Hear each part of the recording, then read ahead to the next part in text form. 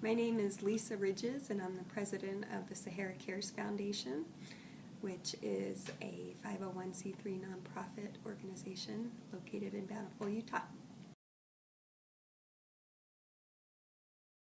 Sahara Cares is affiliated with Sahara Construction, which is a local construction company. And maybe about 8 or 9 years ago, the president of the company, Tom Mabey, decided that he really wanted to give back to the communities that we build these beautiful buildings in, and wanted to take it a step further than just supporting different groups. He wanted to create his very own nonprofit organization, and he had me run it.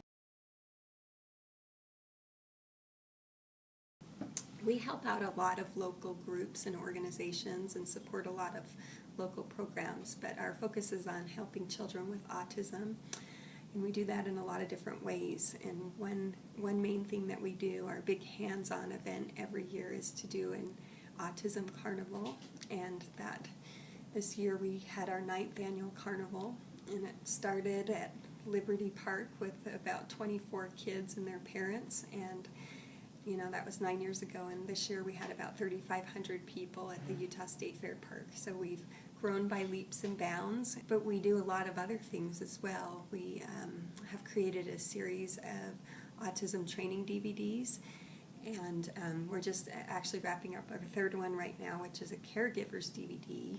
Our first one was aimed at law enforcement and helping law enforcement personnel. Our second one was an Autism and Faith DVD, which helps congregations accept children with autism and find ways to help their families out and support the families. We've also done a lot of other projects in the community.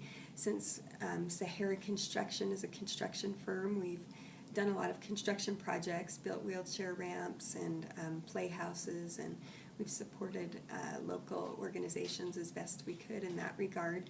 And we also partner with different groups that have the same goals that we do. And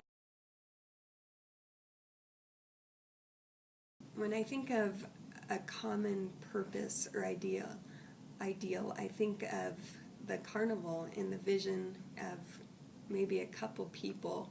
What we wanted to have a wonderful day for kids with autism, and we wanted to have an experience for their parents that they wouldn't forget, where they'd be comfortable and accepted, and so a lot of things had to come together. A lot of people had to work together, and over the years it started as one thing, but it's evolved into something that's just pretty amazing. My philosophy to welcome other viewpoints. I don't know all the answers, and I don't know the right way to do things all the time, and it's a great thing when you could sit around the table with other good people who have other viewpoints, and everybody could learn from each other and adjust accordingly.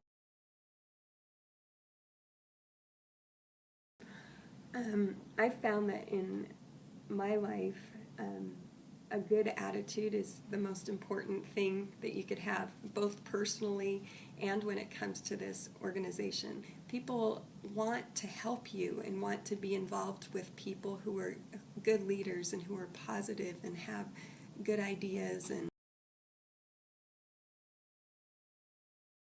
I don't think Sahara Cares would be as successful as it is without other groups in the community that we're associated with.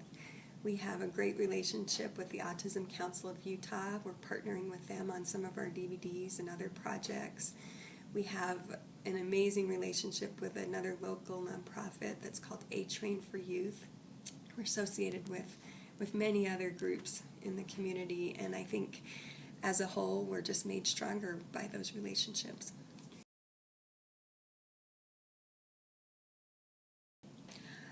I don't think we ever want to stay stagnant and stay just doing the same things and helping the same people, and we need to be evolving and changing and reevaluating and making ourselves better. You could never be complacent with where you are, because you could always be better and do better. it's been a process, it's been an evolution, and it still is a little scary sometimes, but I think you just have to really rely on your confidence and the knowledge that that you're an expert in the field and that you have something to offer.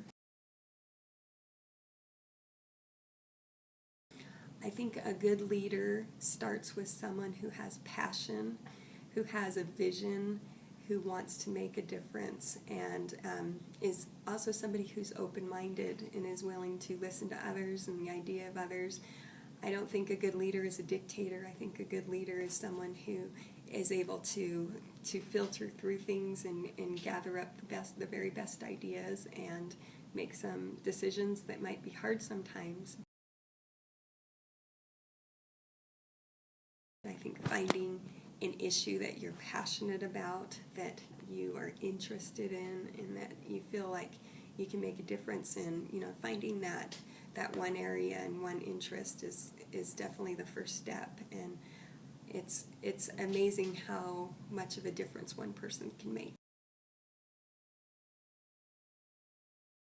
One person doing something good is great, but it doesn't make as big of a difference if you could rally the troops and get a lot of people who were engaged in the same cause.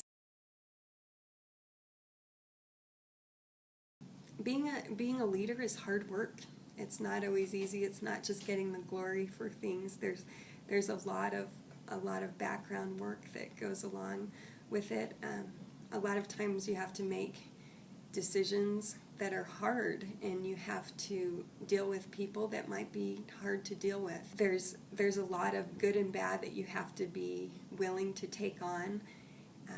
You have to see past the hard stuff and focus on the good and really focus on the end product and stay passionate and stay inspired about your cause.